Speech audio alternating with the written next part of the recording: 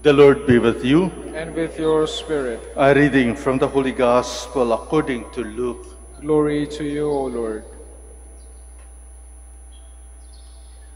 Mary set out, proceeding in haste into the hill country to a town of Judah, where she entered Zechariah's house and greeted Elizabeth. When Elizabeth heard Mary's greeting, the baby stirred in her womb.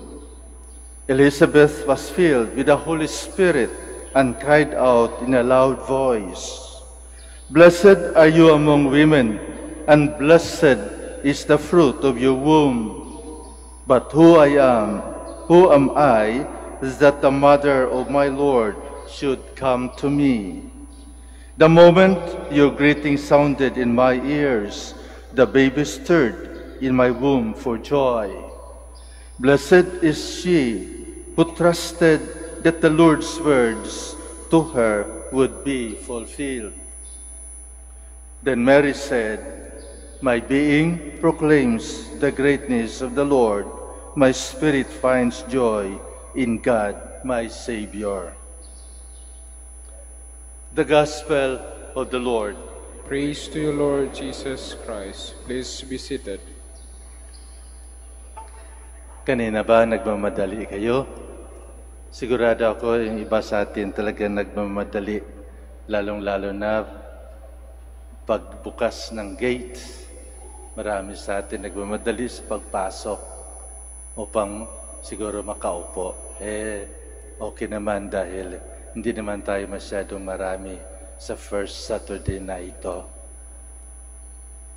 Iba-ibang ang dahilan kung bakit ang mga tao ay nagmamadali. May mga tao nakasal na ng 5, 10 taon, ngunit wala pang anak. Kaya yung iba, nagdadasal at nagmamadali na magkaanak. Yung iba naman, nagmamadali na magkaanak na kahit wala pang kasal, may anak na. Nagmamadali. May mga dahilan sa pagmamadali. Kaya sabi nila nung isang araw, nagka-traffic sa Quezon City kasi mayroong nagmamadali. Kaya pinahinto ang traffic upang makadaan yung nagmamadali. Bakit tayo nagmamadali? Pero meron ba sa ating nagmamadali mamatay? Wala. Pero merong mga nagmamadali, siguro na matapos na itong misa upang makauwi. Nagmamadali.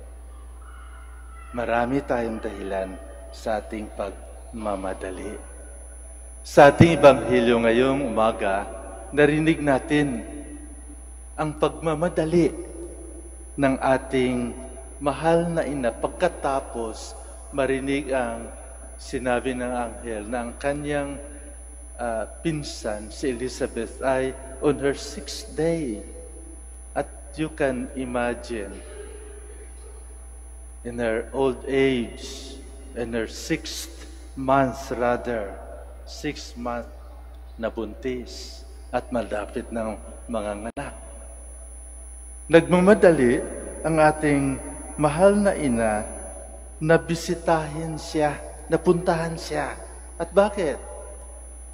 Dahil noon wala namang bus, wala namang eroplano. Usually naglalakad sila at sigurado na malayo ang distansya ng bahay nila sa bahay ni Elizabeth. Kaya nagmamadali. Usually pag magmamadali tayo, marami tayong nakalimutan. Kung minsan, pag magmamadali tayo, wala tayong dala. Nakalimutan natin yung ating mga pasalubong. Ang ating mahal na ina, iba. Dahil sa kanyang pagmamadali, may dala-dala siya ng pasalubong. Hindi niya nakalimutan dahil dala-dala niya ang kanyang pasalubong. At anong pasalubong na ito? Pagpasok pa lamang sa bahay, pagsabi ng ating mahal na ina, siguro, shalom, peace. O kung sa atin, good morning, kamusta, may tao. Narinig ni Elizabeth ang kanyang tinig. Anong sabi ni Elizabeth? Blessed are you among women, and blessed is the fruit of your womb. But who am I that the mother of my Lord should come to me? The moment your greeting sounded in my ears, the baby stirred in my womb for joy. Blessed is she who trusted that the Lord's word for to her would be fulfilled. Kahit nagmamadali si Maria na makarating upang tulungan si Elizabeth sa kanyang siguro pagpanganak, sa pagtatrabaho, sa paghanda sa lahat ng bagay na kailangan ng babaeng manganganak, dala-dala niya ang kanyang pasalubong. At ang kanyang pasalubong ay walang iba kundi ang anak ng Diyos, si Jesus. Kaya masaya ang mag-ina. Masaya si Maria, si Elizabeth, at masaya ang kanyang anak na nasa sinampupunan niya. Bakit? Dahil ibang-iba ang pasalubong ni Maria. Ang pasalubong ni Maria ay ang kaligtasan ng mundo, ang anak ng Diyos. Mga kapatid, sigurado ako,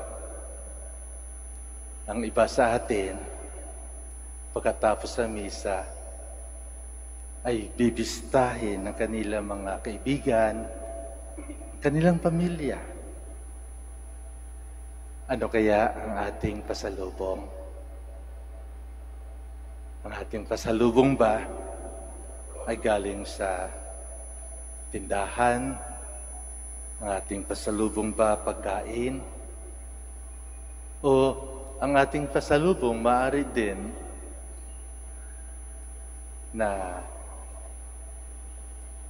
hihingi ng tulong? O maaari din na maniningil tayo? Bayaran mo na yung utang mo, yung pasalubong natin. Sa araw na ito, we are celebrating the feast of the Holy Rosary. The Holy Rosary is a great pasalubong. Bakit? Kasi pag dinasal natin ang Santo Rosario, para na rin dala-dala natin ang ating Panginoon. Para na rin tayong si Maria na dala-dala natin ang persona ng ating Panginoon sa pamagitan ng ating panalangin sa Santo Rosario. Remember that praying the Holy Rosary is not just a matter of mustering Hail Marys, Our Fathers, and Glory Bees. Hindi. The content of praying of the Holy Rosary is but the life, the mystery of the life of our Lord Jesus Christ Himself. That is why we begin the mysteries on the Annunciation. On the Annunciation. And we end the mysteries, the glorious mysteries of the coronation of the Blessed Virgin.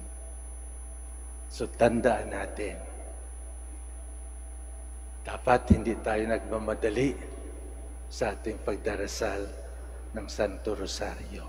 Namnamin natin ang bawat misteryo dahil nasa misteryo ng ating pagdarasal na galing sa puso at sa damdamin na dala-dala natin bilang pasalubong si Jesucristo, ang anak ng Diyos. Kanino man tayo pupunta, sino man ang bibisitahin natin kapag tayo ay nagdarasal ng Santo Rosario, kasama natin ang Panginoon.